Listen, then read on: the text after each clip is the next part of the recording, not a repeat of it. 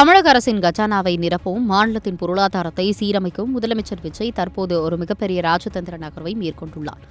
இந்தியாவின் பொருளாதார புலி என்று அழைக்கப்படும் மான்டேக் சிங் அலுவாலியா தலைமையில் ஒரு உயர்மட்ட வருவாய் பெருக்க குழுவை தமிழக அரசு அதிரடியாக அமைத்துள்ளது. தமிழகம் பொருளாதார வளர்ச்சியில் முன்னணியில் இருந்தாலும் அறிவிக்கப்பட்டுள்ள பிரம்மாண்ட நலத்திட்டங்களால் மாநிலத்தின் கடன் சுமை அதிகரித்துள்ளது. இந்த கடன் சுமையை குறைத்து புதிய வருவாய் ஆதாரங்களை கண்டறியவே 6 பேர் கொண்ட இந்த வல்லுநர் குழு உருவாக்கப்பட்டுள்ளது.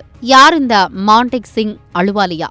1943 பிறந்த இவர் ஆக்ஸ்போர்ட் பல்கலைக்கழகத்தில் பொருளாதாரத்தில் நிபுணத்துவம் பெற்றவர். இந்தியாவின் 1991 ஆண்டு வரலாற்று சிறப்புமிக்க பொருளாதார சீர்திருத்தங்களில் இவருடைய பங்கு மிக முக்கியமானது.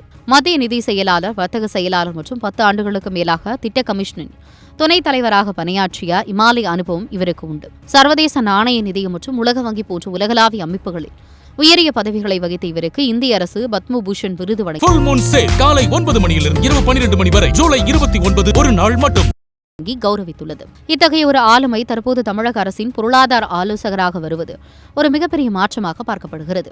அடுத்த 3 மாதங்களில் இந்த குழு தனது விரிவான அறிக்கையை தமிழக அரசிடம் சமர்ப்பிக்க உள்ளது.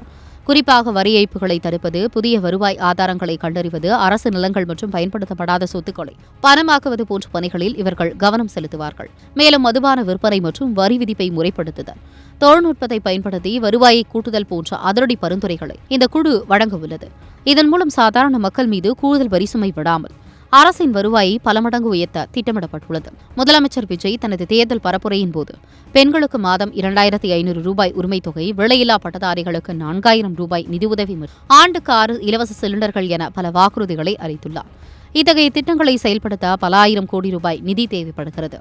அந்த நிதியை முறையாக திரட்டுவதே அலுவாலியா குழுவின் பிரதான இலக்காகும். கடனை வாங்கி திட்டங்களை செயல்படுத்தாமல் மாநிலத்தின் சொந்த வருவாயை வலுப்படுத்தி தமிழகத்தை ஒரு கடன் இல்லாத மாநிலமாக மாற்ற முதலமைச்சர் எடுத்துள்ள இந்த முயற்சி இந்திய அளவிலேயே பெரும் கவனத்தை பெற்றுள்ளது.